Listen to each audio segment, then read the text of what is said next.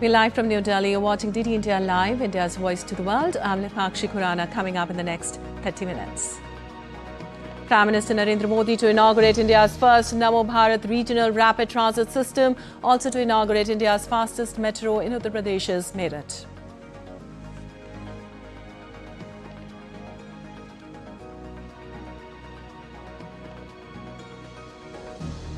Prime Minister Modi says the New Delhi summit a global turning point for harnessing the power of artificial intelligence, also highlights inspirational stories of organ donation in his monthly radio broadcast, Mann Ki Baat. Donald Trump raises US global tariff from 10% to 15% a day after Supreme Court ruling. New tariffs will require congressional approval after 150 days. And in sports, India stage is set for a blockbuster clash of T20 World Cup as India lock horns with South Africa in its first 2026 World Cup Super 8 encounter in Ahmedabad.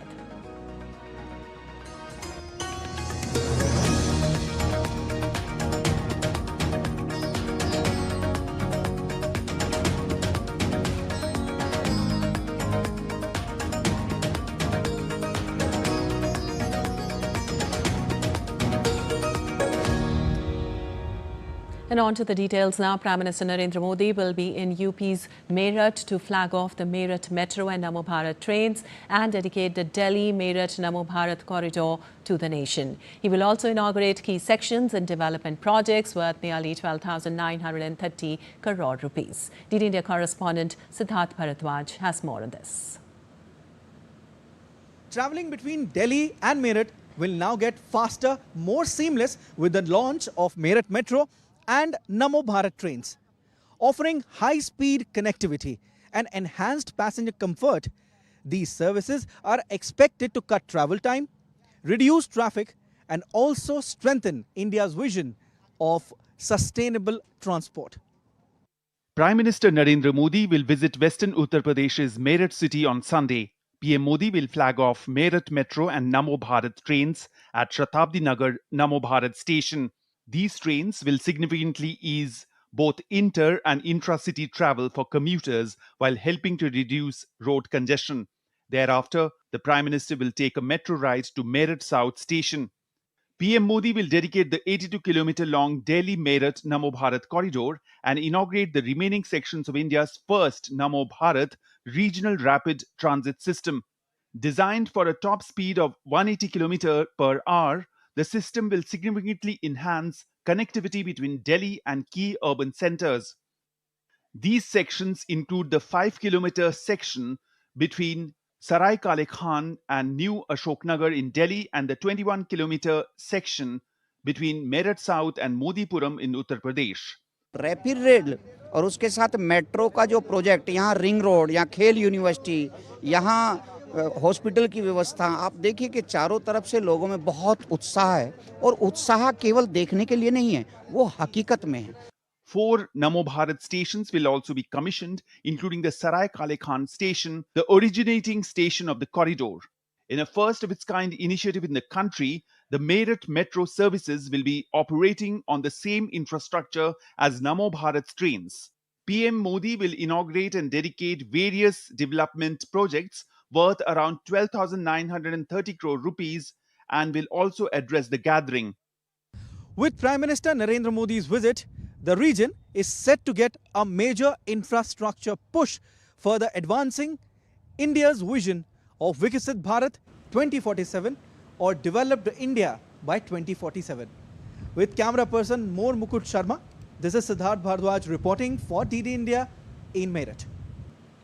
Well, President Draupadi Murmu received visiting Brazilian President Luiz Inácio Lula da Silva at the Rashtrapati Bhavan in New Delhi on Saturday. The President also hosted a banquet in his honor. President Murmu thanked President Lula for his participation and valuable contribution to the India AI Impact Summit. She also congratulated him on the successful hosting of the BRICS and COP30 summits in Brazil last year. The President was happy to note that the India-Brazil strategic partnership continues to make make steady progress across several sectors, including trade and investment, defense, oil and gas, biofuels, agriculture and livestock, healthcare and traditional medicine, space, science and technology, digital cooperation and cybersecurity. Underlining that Brazil is India's largest trade partner in Latin America, President Murmu said that there is immense potential to expand and diversify the bilateral trade. She stated that India is keen to expand the preferential trade agreement with Mercosur and is equally committed to deepening bilateral trade engagement with Brazil. The president said that as leading voices of the global south, India and Brazil must continue working towards reform of multilateral institutions, particularly the United Nations Security Council, to make them more representative of contemporary realities. The two leaders agreed that there is tremendous potential to further deepen India-Brazil bilateral cooperation.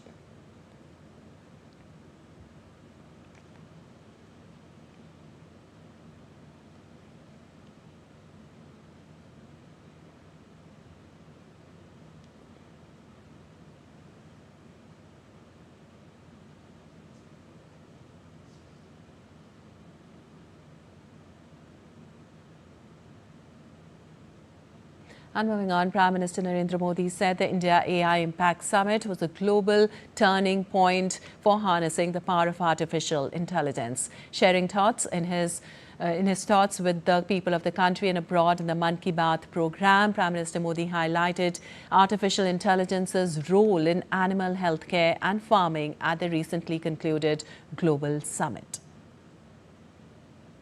AI summit की exhibition में मैंने world leaders को ढेर सारी चीजें दिखाई। मैं दो बातों का विशेष रूप से उल्लेख करना चाहता हूं। समिट में इन दो प्रोडक्ट्स ने दुनिया भर के लीडर्स को बहुत प्रभावित किया। पहला प्रोडक्ट अमूल के बूथ पर था। इसमें बताया गया कि कैसे एआई जानवरों का इलाज करने में हमारी मदद कर रही है। दूसरा प्रोडक्ट हमारी संस्कृति से संबंधित था। दुनिया भर के लीडर्स ये देखकर हैरत में पड़ गए कि कैसे एआई की मदद से हम हमारे प्राचीन ग्रंथों को, हमारे प्राचीन ज्ञान को, हमारी पांडुलिपियों को संरक्षित कर रहे हैं, आज की जनरेशन के अनुरूप ढाल रहे हैं। Well, in the 131st episode of Mann Ki Baat, Prime Minister Narendra Modi also remembered Arlene Sherin Ibrahim, a 10-month-old girl from Kerala who became the youngest organ donor in the state after her parents chose to donate her organs after she passed away.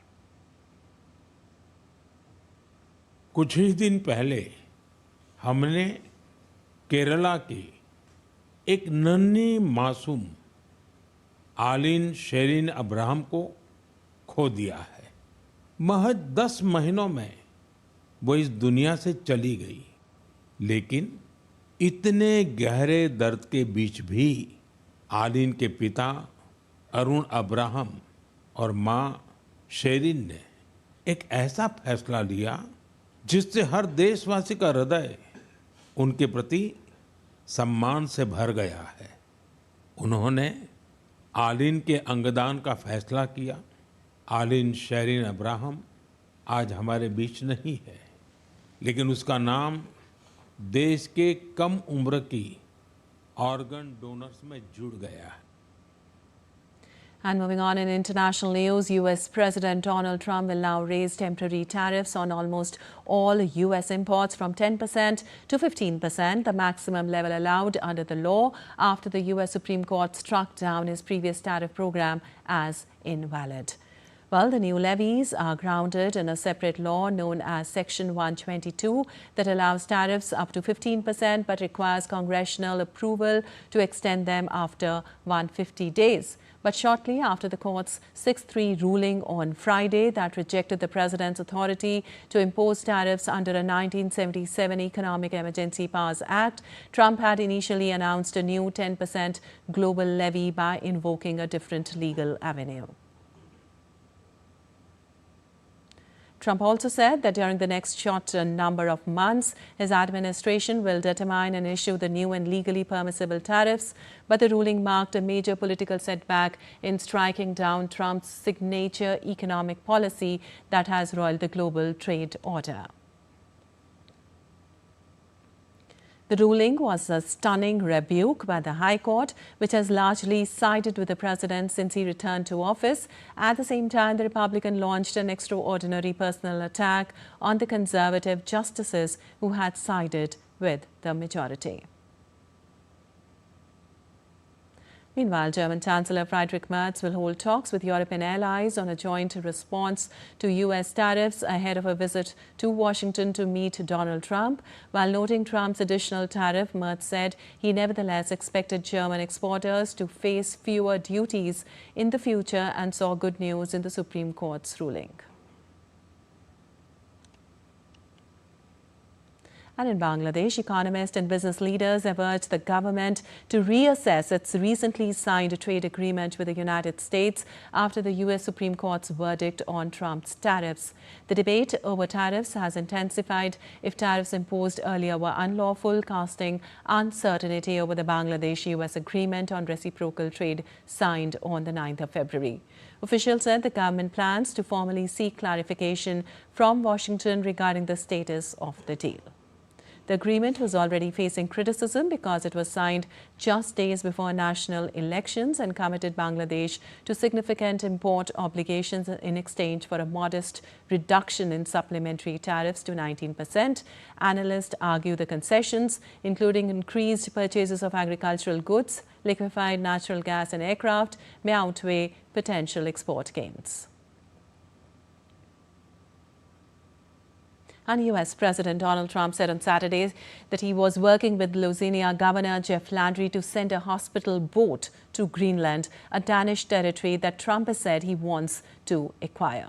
Now, Trump announced the plan on social media moments before hosting a dinner for Republican governors at the White House. In a social media, Trump said, working with the fantastic governor of Louisiana, Jeff Landry, we are going to send a great hospital boat to Greenland to take care of the many people who are sick and not being taken care of there. It's on the way. Meanwhile, Denmark's Joint Arctic Command announced on Saturday that it successfully evacuated a U.S. submarine crew member who required urgent medical attention in Greenlandic waters, approximately 7 nautical miles from the capital Nuuk. As per the command, the crew member was transported using a Danish Defence Seahawk helicopter and has since been handed over to Greenlandic health authorities for treatment at the Nuuk hospital. The operation highlights the ongoing cooperation between Danish and U.S. forces in the Arctic region.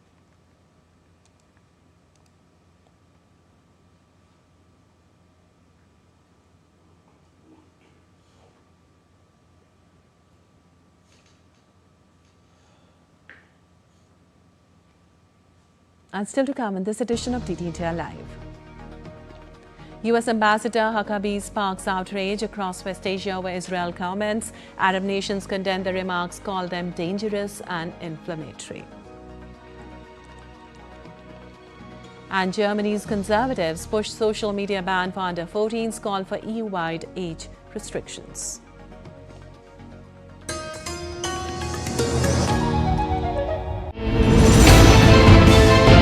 Geopolitics and trade deals. Economic challenges amid development. Hard work and the path to prosperity. It's the economy, always. Between walkers, money is what money does and says. Supply creates its own demand. Between the bulls pulls and bears tears. When supply chains globalization and India rises to the podium. We'll get you centered with the Economic Brief at 8 p.m. every Thursday on DD India.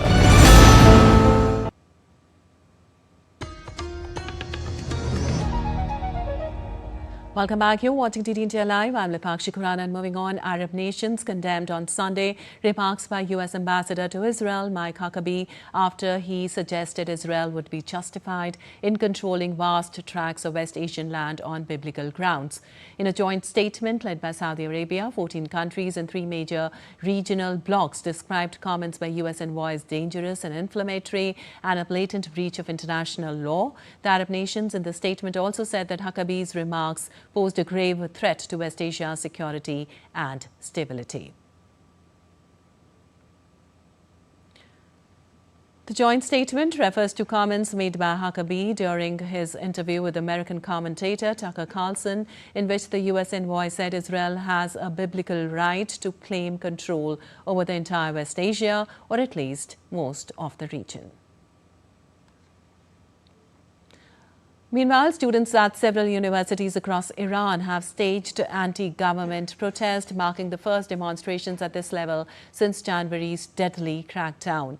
Hundreds of students marching on the campus of the Sharif University of Technology in Tehran at the start of the new semester on Saturday. Some clashes were later seen between protesters and pro-government supporters. Protests were also held in Mashhad, the second largest city in the northeast of Iran. Further demonstrations were reported later in the day, with calls for more rallies on Sunday.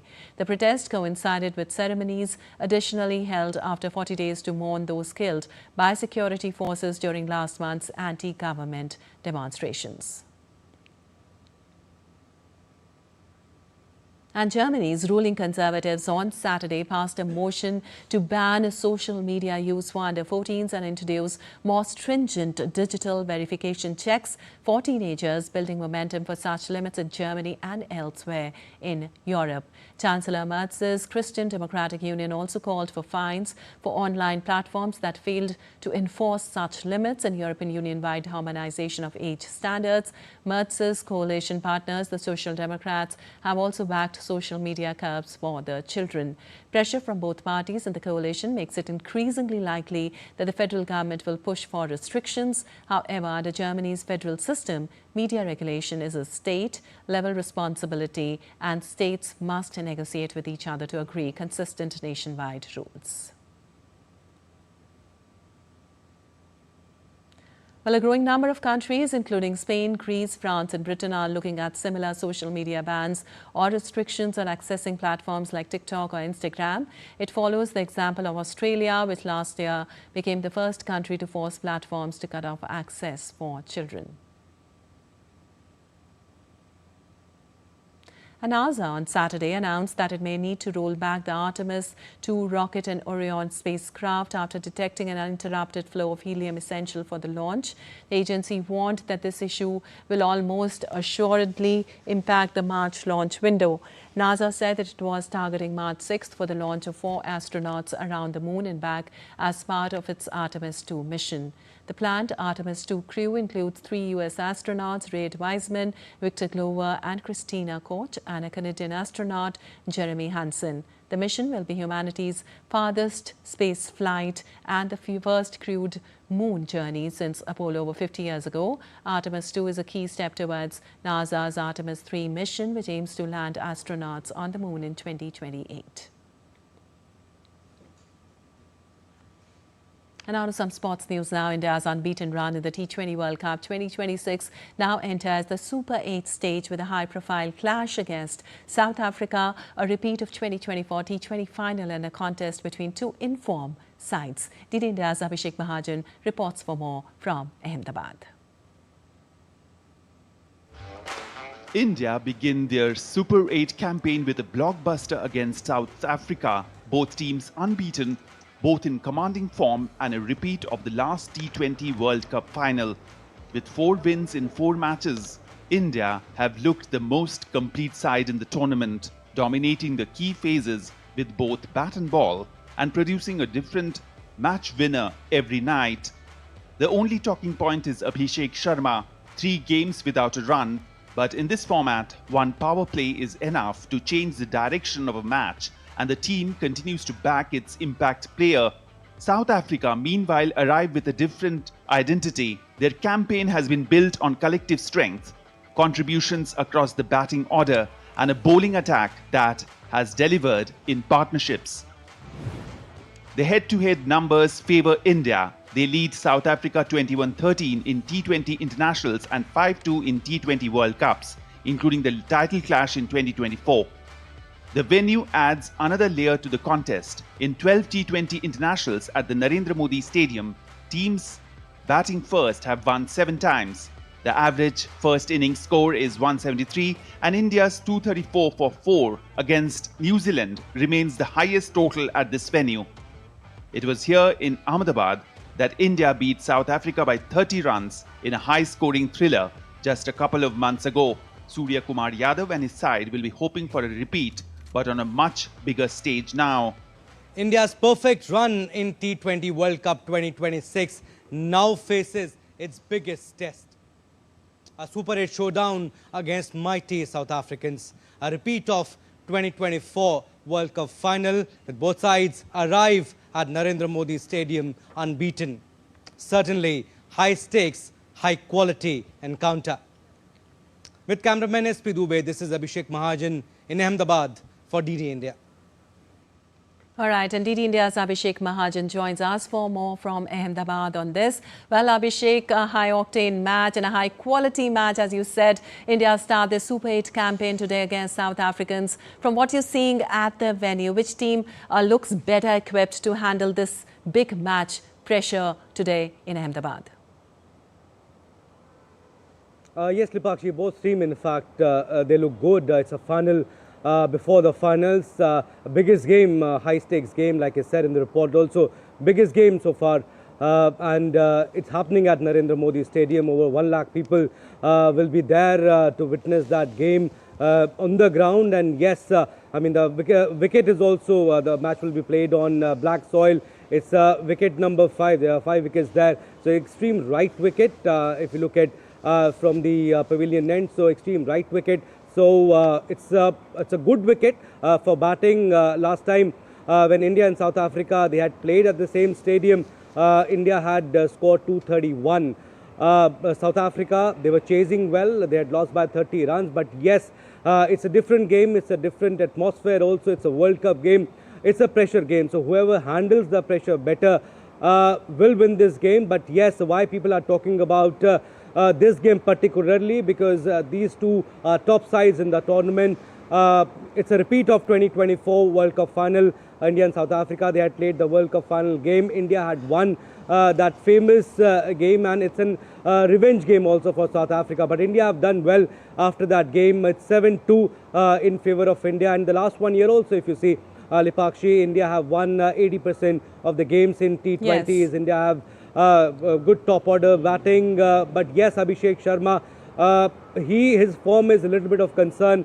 3 zeros in the tournament so far. He's yet to open his account in the tournament. Tilak Verma, he has also looked a little sluggish, but yes, it's a good wicket. Indians were facing a little tricky wickets, but this is a belter of a wicket. So who knows that if India bat first, they might go on to score over 200 and give a good target to South Africa. Right, but Abhishek, a little worry about India's vulnerability against spin has been a noticeable concern in this tournament, and South Africa surely will look to exploit that. What's your take on that?